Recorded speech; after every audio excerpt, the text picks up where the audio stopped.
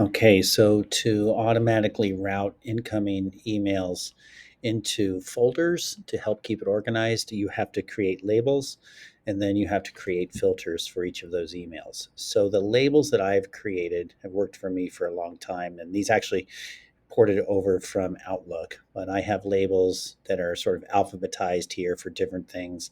And then I get into CVA and some of the nested labels. So that's something that you'll do when you create labels is you'll create some that are nested within that. These little subfolders all have to do with CVA. And then I go down. I have a special one for the office manager and also the other office managers and ed secretaries that send emails to me, a label for DCS. Then I get into district leadership and I put a number in front because otherwise it sorts them by alphabetical order. So I want them in this particular order. And then you can see for CIA, I have nested labels underneath there for different people in different departments. Um, and then I just keep numbering. And I don't know why I didn't change that to 10, but uh, it's a 91 actually. So it's going to come right after SPED. So I just use the numbers in front of the words to sort them the way that I want them. Um, and, over the years, I've built these labels. I forget what they used to be called in Outlook, but when one goes dormant and I haven't used it for a long time, I typically delete it. I just don't need it anymore. Sarah, I know that's against your religion, but I just get rid of them if I'm not using them anymore. And sometimes I move them around, but for the most part, this works for me. So creating labels is pretty simple. I click the plus button here and I name it.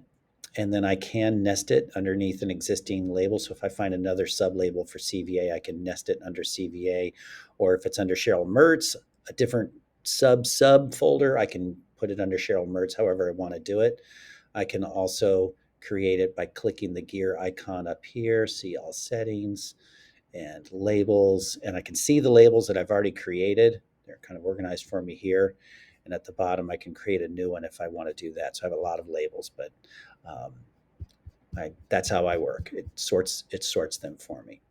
So then after I have some labels created, and I at first you have to build these as you go. You discover, oh, I'm getting a lot of emails from this person. I have to build a label for them, and then I need to start stuffing those into that label. It's like a folder, but they call it a label. So when I get a new email, in this case from Breakthrough Coaching, I have to click on the email. And so I have a label create. I don't have a label created for Breakthrough Coaching, but I'm going to create one here in a minute. Um, I click on the three dots and I click on filter messages like this. So labels first, filters then. Second, filter the message, make sure it's from the person who it's being sent from. And I have to create a filter. And I wanted to skip the inbox. I wanted to go straight to the label that I have not created yet, but I'm going to create it here in a second. So choose the label.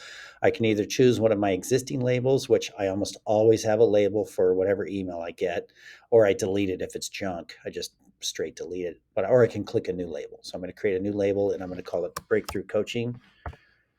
And I'm actually going to nest that in CIA. So I'll go down to CIA, wherever that is, right here, and I'll nest it there and I'll create it.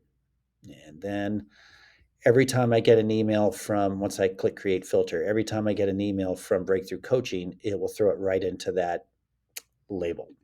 Create the filter. This email that I just received has to be moved over. I haven't figured out how to do it automatically.